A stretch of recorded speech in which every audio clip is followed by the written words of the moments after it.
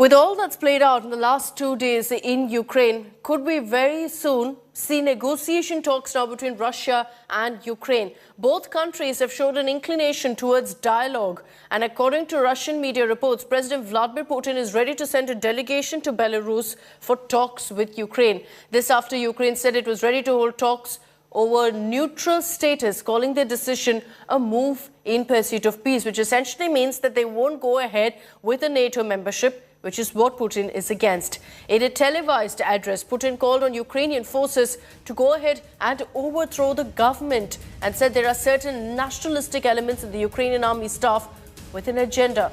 Putin also said that radicals and neo-Nazis who are backed by America are blaming Russia for the loss of life. Meanwhile, Ukraine President Volodymyr Zelensky has said he and his family have been marked as top targets, as target number one by Russia. Zelensky also called for Europeans with combat experience to join the fight with Ukraine. Now, according to the United Nations, more than 50,000 Ukrainians have fled the country in the last 48 hours. So, bearing down on Ukraine's capital, India Today's Gaurav Sawant, getting you ground reports, took a train journey from Mariupol to the capital, Kiev. And here's what he saw. There is tension in the air. We are on board a train that's going from Mariupol to Kiev, but we've been stranded at the railway station for several hours and we do not know when this train will move, but we can hear some music on board this train and we are moving in the direction of this train. And we see this young man and this young woman playing a guitar, listening to some music and singing. Let's enjoy.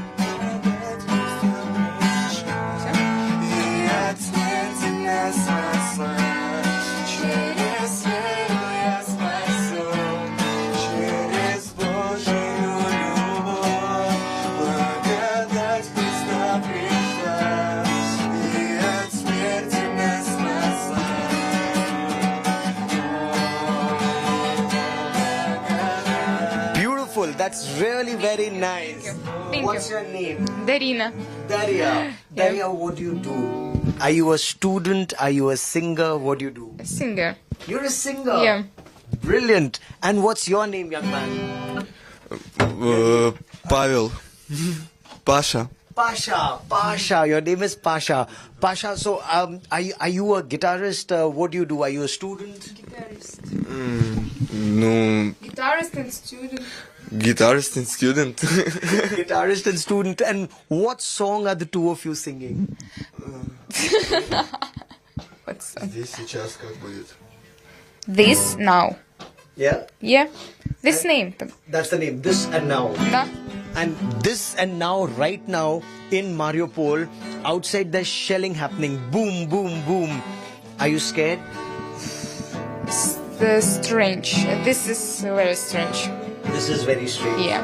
So, are you kind of getting away from this? Are you going to Kiev? Are you going to stay in Kiev? Or you want to just leave and go somewhere? In Kyiv and next tent in Poland. You want to go to Poland? Maybe.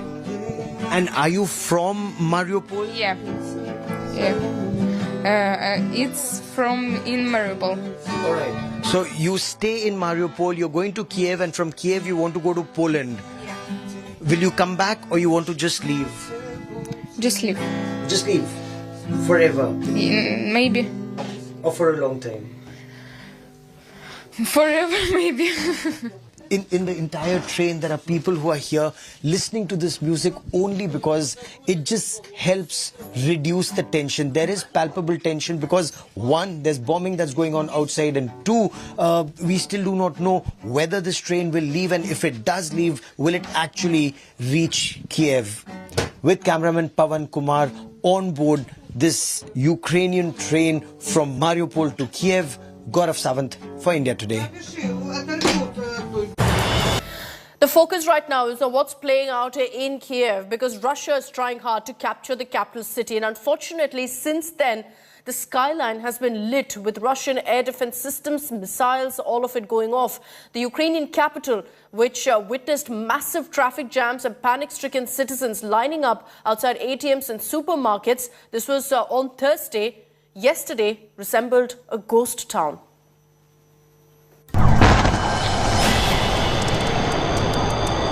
Day 2 of Russia's invasion of Ukraine saw its air defense systems firing across Kiev's skyline. What looked like a residential building was on fire. Ukraine says the attacks were carried out by Russian cruise or ballistic missiles. After hours of early morning attack, this is what Kiev looked like after sunrise. India Today, the only channel reporting from Ground Zero, captured the devastating and haunting images. This is the ground floor, let's say, or the first floor, and there was a guy inside. It's a sleeping room, this one, with a balcony, and there was a guy sleeping inside when the rocket landed here, and he's fine, but in a shock, but it happened when he was asleep. I cannot even imagine what it feels like to be sleeping and you wake up and this happens at your home. Sirens sounded across Kiev as residents were told to seek refuge in air raid shelters. People have been sitting here from 5 o'clock in the morning, right after these loud explosions have been heard in the city center. So not all of them really want to talk or show their faces because the situation now is really tense and everybody understands that the worst probably is yet to come. Several residents were seen fleeing into bomb shelters, metros and subway stations, as the streets of Kiev remain deserted. I'm almost in a bomb shelter. Therefore, in any minute, I can switch off. A few minutes ago, we've heard a heavy shelling, a heavy sound, kind of bombing. At 4 a.m. in the morning, there was attack over Kiev, but our anti-aircraft system protected Kiev citizens. Meanwhile, Ukraine President confirmed that Kiev is under siege and that Russian forces have entered the city. He issued a stern warning that the Russian armed forces would seize Kiev within 96 hours, bringing a new iron curtain down on Europe.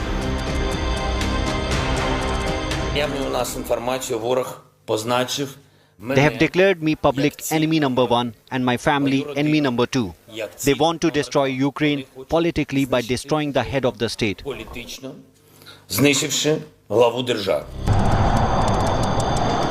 Across Ukraine, explosions were reported.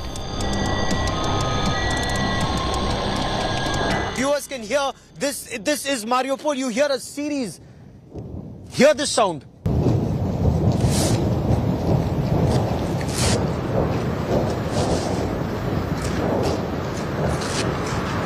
Hear this sound. This is Mariupol.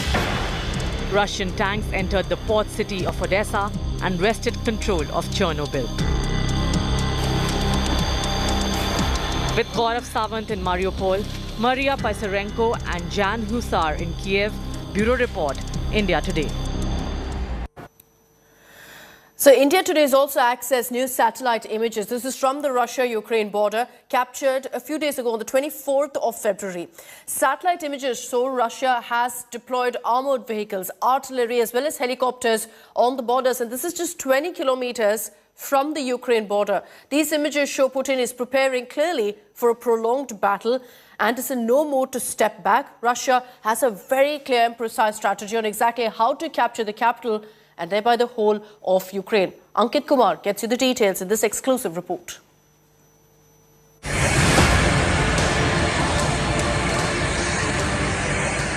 Tanks crossing into Ukraine. An air assault on key air bases.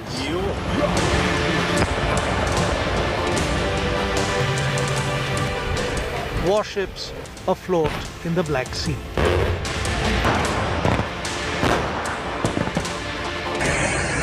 Ukraine is under attack from all sides, land, sea and air.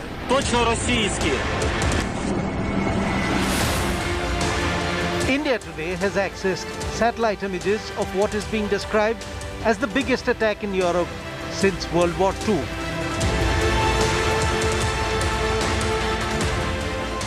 Proof of how Russia is preparing for more assaults on Ukraine. These images were captured on the 24th of February, the day Russia invaded Ukraine.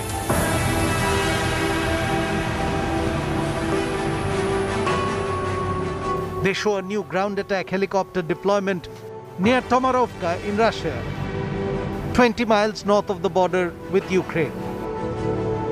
The satellite images also show deployment of armored vehicles and artillery in the border areas to the north and east of Ukraine. On Thursday, Russian troops captured the Chernobyl nuclear power plant, entering through Belarus. But clearly, the Russians are not stopping there. The satellite images show Russian troops with more than 50 heavy equipment transporters on the border of Belarus. A large military convoy is also visible in one of the satellite images accessed by India today.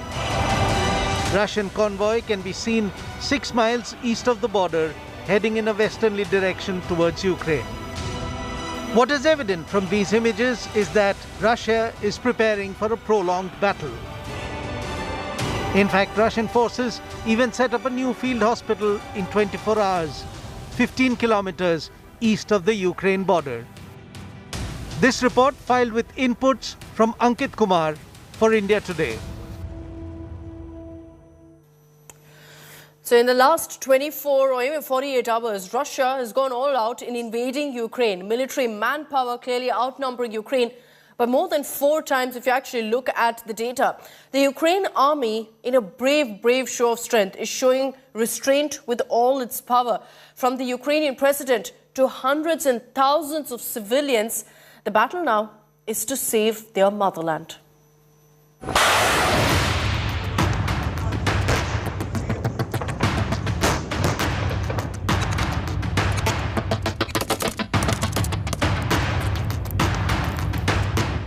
Put simply, it is a war between David and Goliath. Here is a comparison. Russia's military manpower outnumbers Ukraine's by more than 4 times. Moscow's defense budget is 13 times bigger than Ukraine's. Kiev has a handful of fighter jets and Kremlin has hundreds. As battles rage across Ukraine, including in the capital city Kiev, the Ukrainian army is putting up a brave fight against the Russian army. It's all hands on the deck. From civilians to President Zelensky, hundreds have joined the fight to save their motherland. Всім добрий вечір. Лідер фракції тут, голова Офісу президента тут, прем'єр-міністр Шмигаль тут, Подоляк тут, президент тут. Всі ми тут, наші військові тут, громадяни суспільства тут, всі ми тут. Захищаємо нашу незалежність, нашу державу. І так буде й далі. Слава нашим захисникам, слава нашим захисницям. Слава Україні! The video on your screen is from Kherson city of Ukraine. A civilian stood in front of a large Russian armored vehicle convoy and tried to block their way. Ukraine's own Tiananmen Square moment. The convoy did indeed make its way, but the message was clear. You're not welcome. In another resistance video from the Obolon district of Kiev, civilians are seen arming themselves with weapons to take on the mighty Russian army. The image of exemplary bravery comes amidst Ukrainian President Zelensky's call to join the resistance. The civilian resistance has left Russia fuming. Moscow is accusing Ukraine of using citizens as human shields. Your nationalist government employs the same tactics as terrorists. They want to use you as a human shield. Meanwhile, the eastern city of Ukraine, Mariupol, comes under heavy Russian fire. Hundreds are fleeing the city.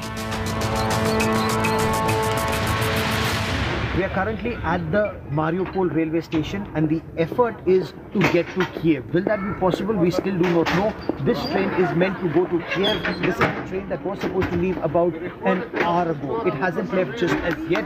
Our train comes after that. Now the effort is to get to Kiev. In between, it is said that there are some obstructions, not on the railway track but on the road. Apparently, the Russian forces are also moving forward. But right now here at the railway station, a large number of people just want to get out of Mariupol. They're taking this train just to get to the villages. This train stops twice en route. They want to go to one of the safer locations because villages are not being targeted, civilians are not being targeted by the Russian forces. At least that is the impression that these people have. So they just want to quickly get out of here, get out of Mariupol, get to a safe location and be out of harm's way. With cameraman Pawan Kumar at the Mariupol railway station in eastern Ukraine, Gaurav Sawant for India Today. Now, there have been a lot of condemnations coming in from across the world, from celebrities as well. But here's Oscar-winning actor and director Sean Penn on a mission to script history as the director films the Ukraine war featuring the president of Ukraine, Vladimir Zelensky. Now, President Zelensky has lauded Sean Penn while taunting leaders of the West who, according to him, lack courage like that of Penn. As Russia invades Ukraine, Oscar-winning filmmaker Sean Penn literally has a front row seat to history. Penn is shooting a documentary on the Russian invasion. He was spotted attending a press briefing at the presidential office. The actor also had a separate meeting with Ukrainian President Zelensky. Zelensky shared a video of the exchange on Instagram with the caption, "The more people who know about the war in Ukraine, the more chance there is of stopping Russia." The Ukrainian president's office also released a statement taunting leaders of the West. It said Sean Penn has the courage that many others, especially Western politicians, lack. The actor had visited Ukraine last year as well. At that time, Penn had met the Ukrainian forces. Bureau Report, India Today.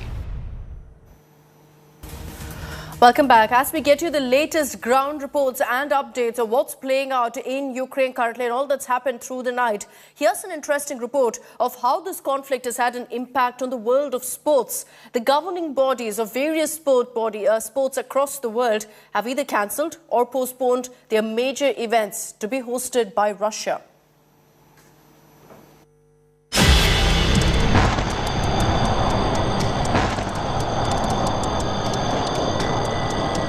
The Russian attack on Ukraine hasn't gone down well in the world of sports too. Multiple sporting events have either been moved out or are expected to be cancelled because of the crisis in Ukraine. The UEFA Champions League final, which was scheduled to be held in St. Petersburg in Russia, will now be held in France. The European football's governing body held an emergency meeting in response to the ongoing crisis and decided to strip off St. Petersburg from hosting the event, and the final will now take place at Stade de France in Saint Denis on May 28th. After the meeting, the UEFA Executive Committee issued a statement which stated that UEFA wishes to express its thanks and appreciation to French Republic President Emmanuel Macron for his personal support and commitment to have European club football's most prestigious game moved to France at a time of unparalleled crisis.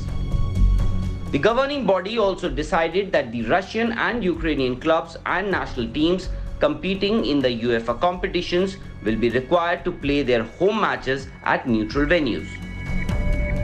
In a major development, Formula One has also cancelled the Russian Grand Prix, which was to be held in September. The race, which was scheduled to be held on September 25th, was called off after the F1 CEO and the heads of 10 teams discussed the current situation between Russia and Ukraine. In a statement, Formula One has expressed sadness over the present situation in Russia and decided that it is impossible to hold the Russian Grand Prix in the current circumstances. Earlier, four-time F1 champion Sebastian Vettel had announced that he was not going to participate in the Russian Grand Prix. In another major development, men's tennis governing body has also called off the ATP Challenger tournament, which was expected to be held in Moscow next week due to the safety of the players. As the world watches the ongoing crisis unfold, uncertainty continues to cloud the world of sports, and many sports bodies are expected to follow a similar line, with Russia being at the center of many more sanctions.